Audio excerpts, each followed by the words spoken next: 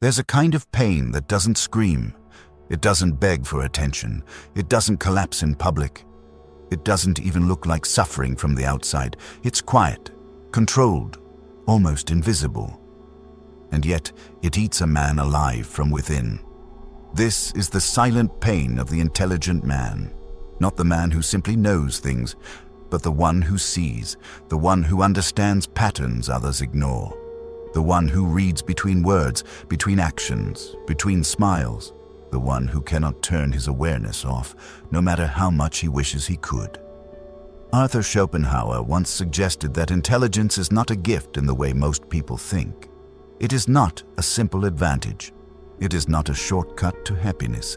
It is, in many ways, a burden.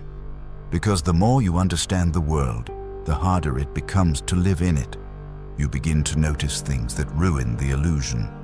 You see how shallow most conversations are, how predictable people become once you understand their motives, how often honesty is replaced by performance, how relationships are built not on truth, but on convenience, validation, and quiet transactions. And once you see it, you can't unsee it. That's the problem. The average person moves through life protected by a kind of blindness. They don't question too deeply. They don't analyze every word, every intention, every contradiction. They accept things as they appear, and because of that, they can participate in life more easily. They laugh more freely, trust more quickly, connect more effortlessly. But the intelligent man, he hesitates. Not because he wants to, but because he knows too much. Every joke has layers, every compliment has a possible motive, every connection carries the risk of hidden agendas. So instead of diving into life, he stands at the edge, observing. Always observing, and that observation creates distance, not just from others, but from the experience of life itself. You start to feel like an outsider in conversations that everyone else seems to enjoy. You notice the repetition in people's thoughts, the emotional patterns, the scripts they unknowingly follow. And slowly, something dangerous begins to happen. You stop relating, not because you think you're better, but because you feel disconnected, like you're operating on a different frequency that no one else seems to hear. And here's where the real pain begins, because despite all this awareness, the intelligent man still feels the same human needs. He still wants connection. He still wants understanding. He still wants to be seen. But how do you connect when everything feels surface level? How do you trust when you can see through people? How do you belong when your mind constantly pulls you away from the very moment you're trying to live in? So he adapts. He learns to stay quiet. He holds back his thoughts because explaining them feels exhausting or pointless. He simplifies himself to fit into conversations that don't reflect who he really is. And over time, silence becomes his default language. Not peace. Silence. The kind that builds pressure inside. The kind that slowly isolates. The kind that no one notices. Because from the outside, he looks completely fine. That's the cruel irony. The more intelligent a man becomes, the less understood he often feels. And the less understood he feels, the less he speaks. Until one day, he realizes something unsettling. He is surrounded by people, yet completely alone. And the worst part, no one sees it, because this kind of pain doesn't show itself. It hides behind calm expressions, controlled words, and a mind that never stops running. But this is only the beginning. Because what truly breaks the intelligent man isn't just what he sees in others. It's what he eventually starts seeing in himself. At first, the intelligent man believes his greatest struggle is the world. The shallow conversations, the predictable behaviors, the quiet disappointments in people. But over time, something shifts. He begins to realize that the real battlefield isn't outside, it's inside his own mind.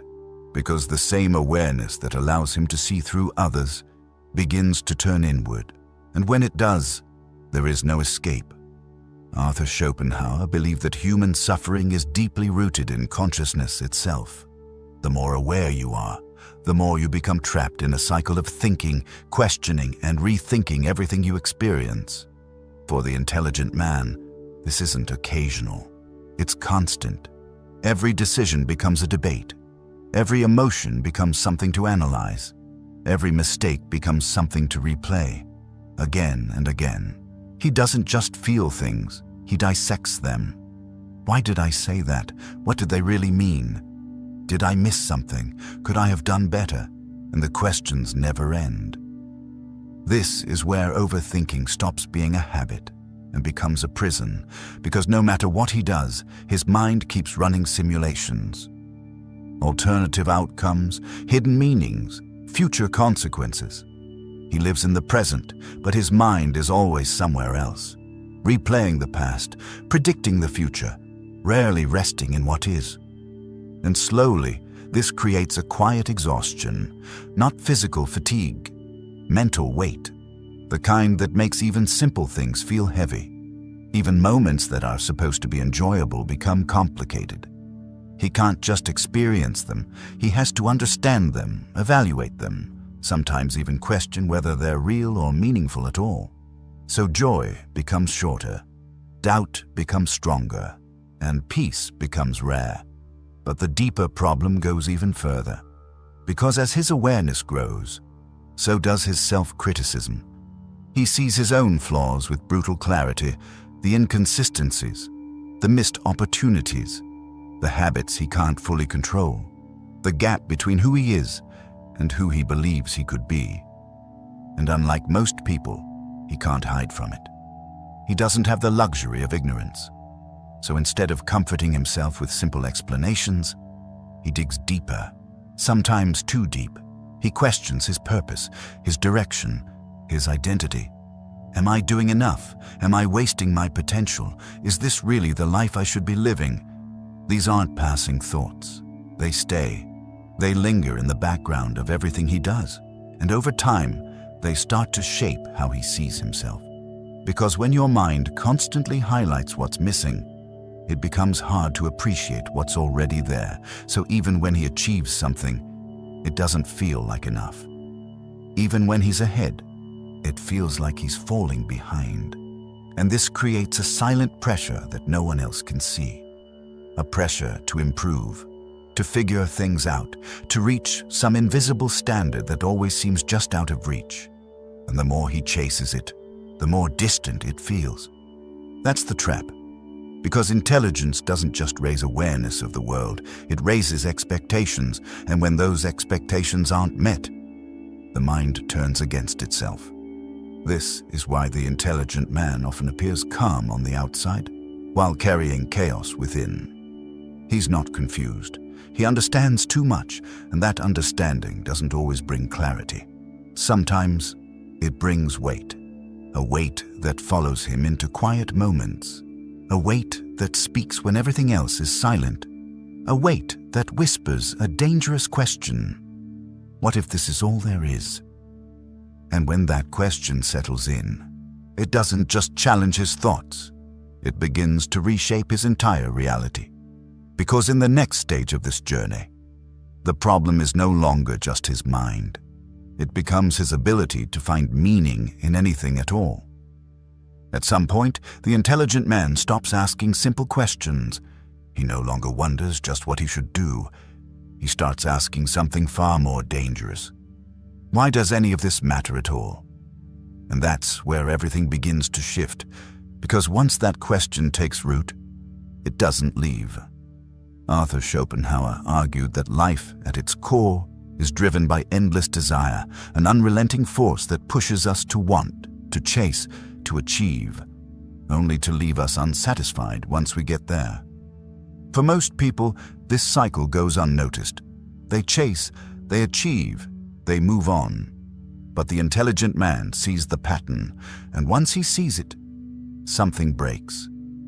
He notices how people dedicate years of their lives to goals that, once achieved, feel strangely empty. He sees how happiness is always temporary, how it fades the moment reality settles back in. The promotion, the relationship, the success, all of it, fleeting. And suddenly, the things that once seemed meaningful begin to lose their weight. Not because they are meaningless in themselves, but because he sees how fragile they are, how temporary, how dependent on circumstances that can change at any moment. So he starts to question everything. Why chase something that won't last? Why build something that time will eventually erase? Why invest emotionally when loss is inevitable? And this is where the real danger begins. Because when meaning starts to collapse, motivation follows. Things that once excited him now feel dull. Things that once mattered now feel distant. Even success begins to feel like a hollow victory. He can still function, still work, still talk, still move through life like everyone else. But internally, something is missing, a sense of purpose, a reason to care, and without that, everything starts to feel heavier. This is the silent form of emptiness. Not dramatic, not obvious, just a quiet disconnection from everything around him. And here's the paradox. The more he understands life, the harder it becomes to fully participate in it. Because deep down, he knows how it all ends. Everything fades, everything changes, everything eventually slips away. And while others can ignore this truth, he can't. So instead of being driven by blind ambition, he becomes stuck between awareness and action. He sees through the illusion, but hasn't found something real to replace it. And that space in between, that's where the emptiness grows.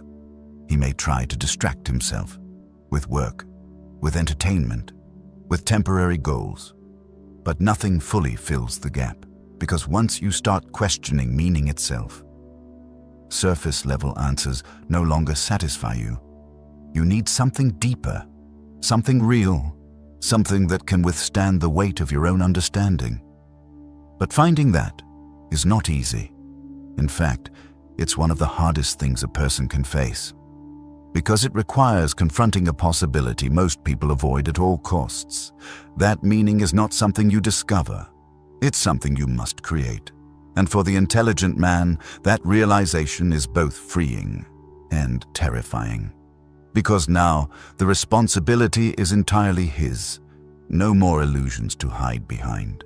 No more borrowed beliefs to rely on. Just him and the raw truth of existence.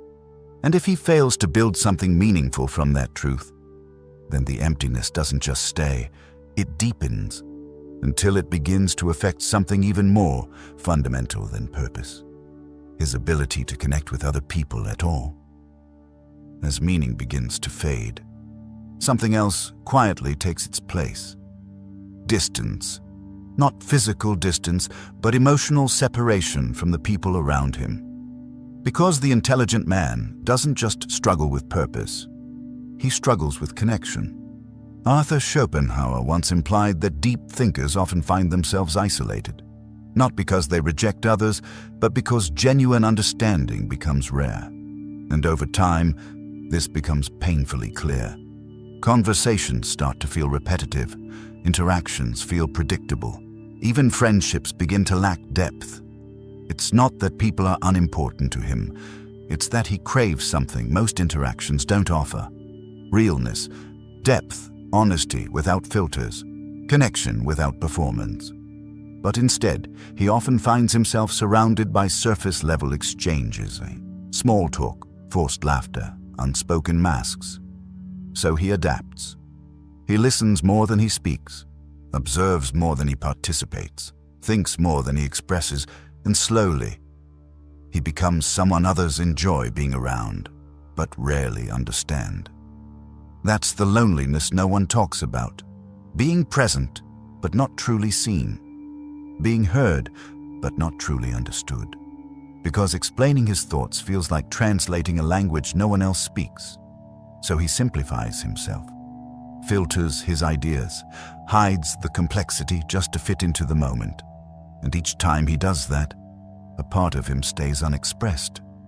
At first, it doesn't seem like a big deal, but over time, it builds into silence, into distance, into isolation, Not because he wants to be alone, but because being fully known starts to feel impossible. And here's the hardest part.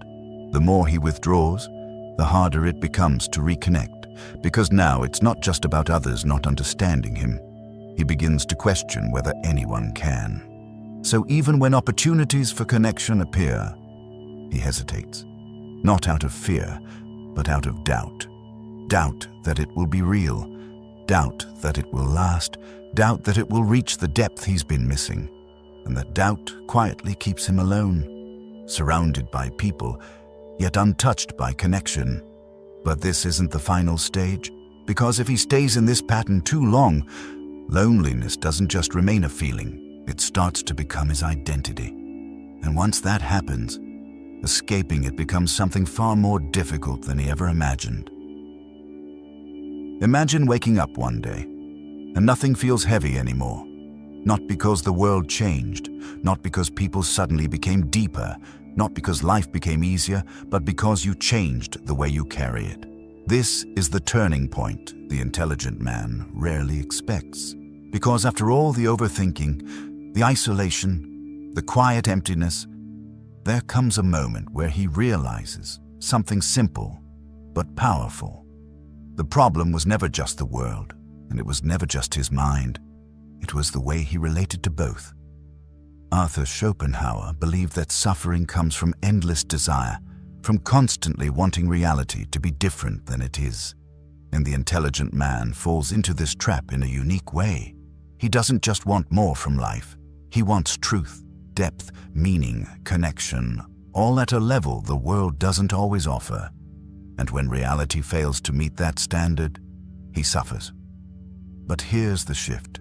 What if peace doesn't come from finding a perfect world, but from no longer demanding one? What if connection doesn't require being fully understood, but simply being present without overanalyzing every moment? What if meaning isn't something you solve like a puzzle, but something you build quietly through action, discipline, and small choices? Because the truth is, the intelligent man doesn't escape his pain by thinking more. He escapes it by learning when to stop thinking, by stepping out of the endless loop of analysis and into experience. Not blindly, not naively, but intentionally. He begins to choose what deserves his attention, instead of giving his mind control over everything. He speaks, even when he knows he won't be perfectly understood. He connects, even when it's not as deep as he wants. He acts, even when meaning isn't fully clear, and slowly, something changes. Life becomes lighter, not perfect, but livable, not fully understood, but real. Because in the end, the intelligent man realizes something most people never do. You don't need to solve life to live it. You don't need perfect meaning to move forward, and you don't need to be fully understood to stop being alone. Sometimes, peace comes from accepting the limits of both the world and your own mind, and choosing to live anyway. So if this spoke to you, if you felt this silent weight, this distance, this constant awareness that never seems to rest, then you're not alone. There are more people like you than you think. They're just quiet about it, and maybe this is the moment things start to shift for you too. Subscribe, because what you're beginning to understand here is only the surface of something much deeper.